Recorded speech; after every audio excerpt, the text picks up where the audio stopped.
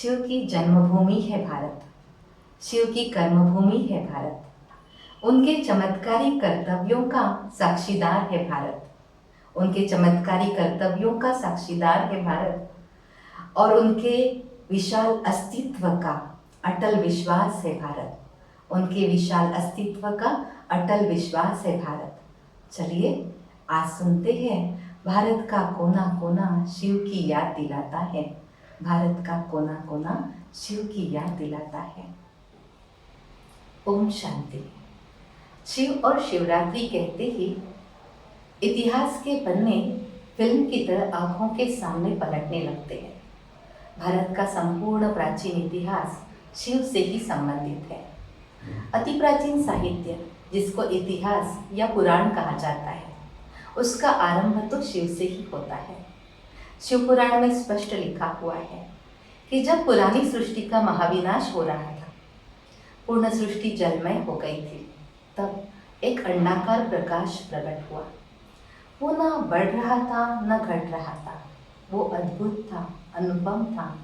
उसका अंत पाने की ब्रह्मा जी ने बहुत कोशिश की, पर आखिर उस ज्योतिर्मय शिव ने खुद ही खुद का परिचय दिया और ब्रह्मा जी को नई सृष्टि की स्थापना के लिए निमित्त बनाया। दर्शकों, भावार्थ समझ में आया?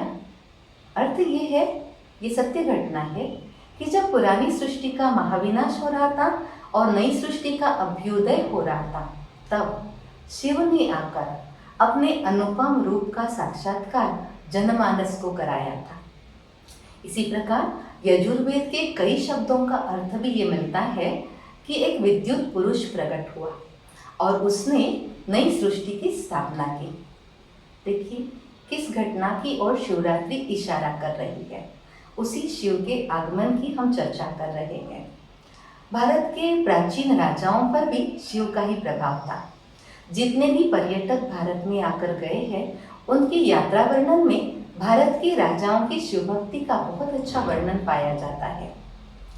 और ये भी देखा गया था कि मध्यकाल में जब अनेक आक्रमण हुए, तब भारतीय राजाओं ने शिव को केंद्र बिंदु मानते हुए ही अपने सैन्य में बल भरा था। जैसे कि सोमनाथ पर जब आक्रमण हुआ तो सोमनाथ की जय ये नारा लगाया गया। महाराष्ट्र में तो हम जानते हैं हर हर महादेव की गर्जना गूंज रही थी। शिवाजी महाराज की जो प्रतिज्ञा थी स्वराज्य स्थापना की, वो भी तो रायरेश्वर के शिव मंदिर में ही ली गई थी। इसी प्रकार से महाराणा प्रताप भी एकलिंग की सृष्टि की रक्षा करने का वचन देकर अपने सैन्य में बल भरते रहे। इस तरफ देखा जाए तो महाकाल की शक्ति की प्रेरणा दी गई, महाकाल की भूमि की रक्षा की याद दिलाई गई और सैनिकों में बल भरा गया। राजा विक्रमादित्य, जिनके नाम से आज भी संवत चला आता है, वे तो उज्जैन के महाकाल के पुजारी ही थे। इसी प्रकार से देखा जाता है कई राजे, भारतशैव राजा, वो तो अपने आप को एकलिंग का मंत्री मानते थे। वो समझते थे कि राज्य उन्हीं का है, एकलिंग का है, और मैं तो केवल वजीर हूँ। ये सिलसिला उनके अंतिम पीढ़ी तक चलता आया। जब तक कि उनका राज्य विलीन न किया गया, तब तक ये परंपरा वहाँ चली आई। इस प्रकार से कई राजाओं ने अपनी शिव भक्ति को दर्शाया। अब सोचिए जरा, कुछ तो राज होगा ना? जरूर अति प्राचीन सुंदर सुंदर मंदिर बनाए गए, हीरे रत्नों से जड़ित ये मंदिर इस बात की निशानी है कि इन सभी को शिवजी से जरूर कुछ अप्रतिम प्राप्ति हुई थी। अब हम थोड़ा आगे बढ़ते हैं। जैसे राज्यकर्ताओं पर शिव का प्रभाव था, इसी प्रकार कलाकारों पर भी था। भारत के कलाकार शिव से संबंधित कलाकृतियां निर्माण करने में अपने आप को गौरवशाली समझते थे। एलिफेंटा की जो लेनी है, हम सभी जानते हैं, उस गुफा में जो अद्भुत ऐसी कलाकृतियां हैं शिव से संबंधित है। ये सब यही संदेश दे रही है। भारत के प्रथम संगीतकार तानसेन जी, उनके वेहटनाम नामक जन्म स्थल पर आज भी वो मंदिर देखा जाता है, जिस मंदिर में बैठकर उन्होंने शिव की आराधना की थी। और ये भी मान्यता है कि इस आराधना से शिवजी प्रसन्न हुए थे। और तानसेन जी स्वरदोष से मुक्त हुए थे। इसी प्रकार से भारत के आदि कवि कालिदास जी की अपने रघुवंश, मेघदूत जैसी रचनाओं में शिव की महिमा गाते हैं। तमिल के प्रमुख 7 काव्य पूर्णतः शिव की आराधना पर आधारित है, जो आज भी उन मंदिरों में गाए जाते हैं। दक्षिण भारत में लिंगायत, वीरशैव पंथ ये तो चिरातीत से शिव भक्त ही है और अपने जनेऊ से शिवलिंग बांध कर रखते हैं। देखिए ना, कितना शिव से अटूट प्यार था। ऐसे भी कई राजाएं थे जो अपने कंधे पर शिवलिंग लेकर घुमा करते थे। उनका विश्वास था कि इसी के कारण उनके वंश का विकास हुआ या रक्षा हुई। तो ये सब घटनाओं को देखते हुए हम आगे बढ़ते हैं। जैसे इस कलाकृति में, इसी प्रकार से भारत के साहित्य पर भी आप देखना शिव जी का प्रभाव है। पतंजलि के योग सूत्र, पाणिनि की सूत्र या वाल्मीकि रामायण, महाभारत जैसे आदि काव्य, तंत्र ग्रंथ, पुराण, वेद, उपनिषद सभी पर शिव महिमा की प्रभाव दिखाई देता है। तो ये सारी बातें सिद्ध करती है कि शिव जी आए थे और उन्होंने आकर कुछ महान कर्तव्य किए थे। भारत में तो और एक बात देखी जाती है, ऐसा कोई गांव नहीं होगा जहाँ शिव मंदिर नहीं होगा। भारत का पूर्व, पश्चिम, दक्षिण, उत्तर, मध्य चारों कोनों में 12 ज्योतिर्लिंगम पाए जाते हैं, जो भावनात्मक एकता का विकास करते हैं। अमरनाथ से लेकर रामेश्वरम तक भारत भूमि शिवभूमि होने की साक्ष्य देते हैं। थोड़ा सा आधुनिक काल में आते हैं तो स्वामी परमहंस, वे भी तो शिव भक्त ही थे। शिवप्रिया काली के भी भक्त थे। उनके उस मंदिरों में आज भी शिव के स्मृति चिन्ह पाए जाते हैं। रामकृष्ण परमहंस के जो अनन्य शिष्य है स्वामी विवेकानंद, वे भी शिव स्त्रोत में शिव जी की महिमा करते हैं। वे कहते हैं कि वो जो सृष्टि की स्थापना, विनाश और पालना करने वाली है, जो अपरंपार महिमा योग्य है, उन्हें मेरा नमन है। वे आगे ये भी कहते हैं कि शिव तो अंधकार और निराशा से परे है। इस प्रकार से कई महिमा के स्रोत उन्होंने लिखे हुए हैं। दर्शकों, अब हम थोड़ा सा सोचते हैं भारत का ये इतिहास देखते हुए। और एक बात आप जानते हैं, मोहनजोदड़ो, हड़प्पा जैसी संस्कृति का जो उत्खनन मिला, उसमें शिव और नंदी से संबंधित काफी सिक्के मिले। ये सारी घटनाएं एक विशिष्ट बात की ओर इशारा करती है। वो कौन सी बात है? आप थोड़ा सोचिए।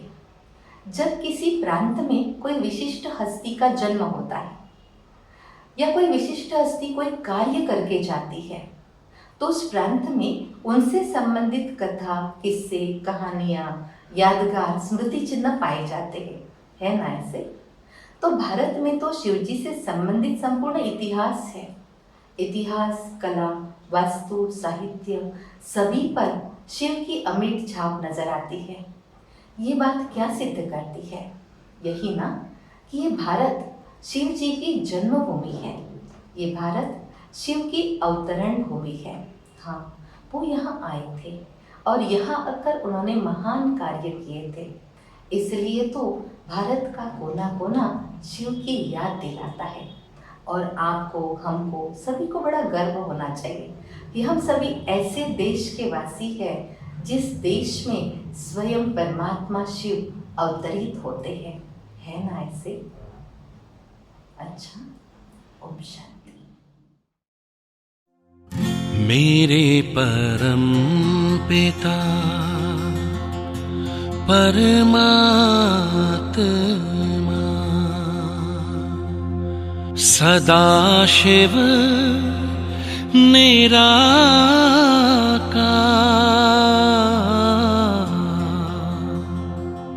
ओ आनंद के सागर तेरी महिमा अपरंपार।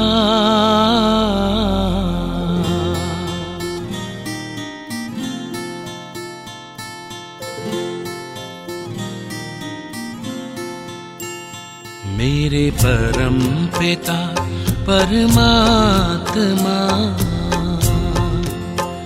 मेरे परम पिता परमात्मा, सदाशिव निराकार। परम पिता परमात्मा, सदाशिव निराकार। ओ आनंद के सागर, तेरी महिमा अपरंपार, महिमा अपरंपार, तेरी महिमा अपरंपार। महिमा अपरंपार, तेरी महिमा अपरंपार। मेरे परम पिता परमात्मा।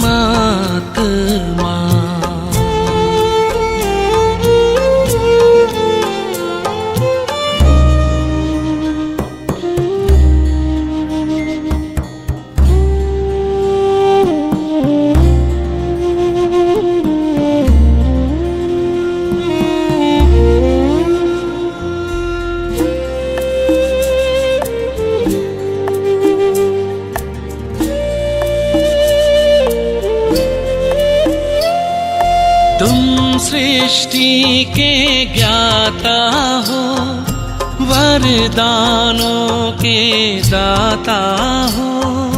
तुम सृष्टि के ज्ञाता हो, वरदानों के दाता हो।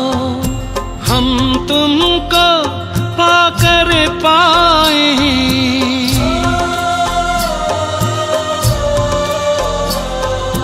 हम तुमको पाकर पाए, गति सदगति उपहार।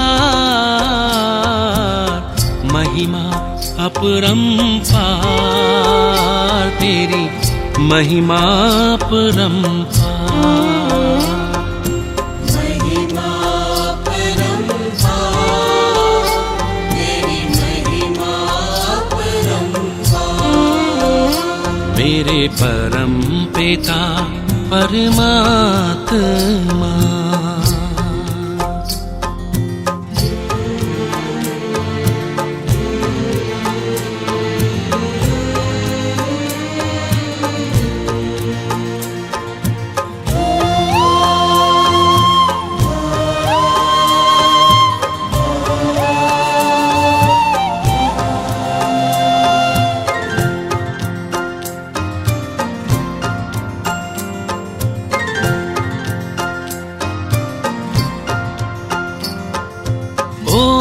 ओंकारेश्वर सर्वेश्वर, मुक्तिदाता मुक्तेश्वर। ओंकारेश्वर सर्वेश्वर, मुक्तिदाता मुक्तेश्वर। जीवन नैया सबकी करते,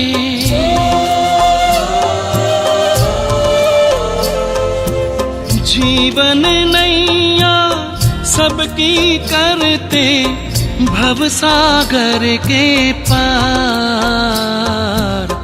महिमा अपरंपार, तेरी महिमा अपरंपार। महिमा अपरंपार, तेरी महिमा अपरंपार। मेरे परम पिता परमात्मा।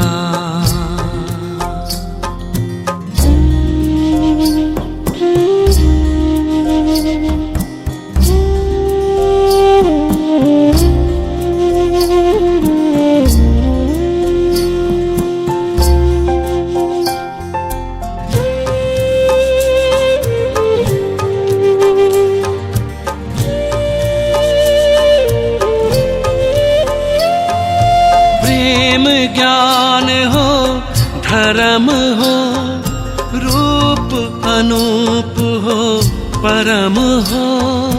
प्रेम ज्ञान हो, धर्म हो, रूप अनूप हो, परम हो। कल्प वृक्ष के बीज रूप तुम,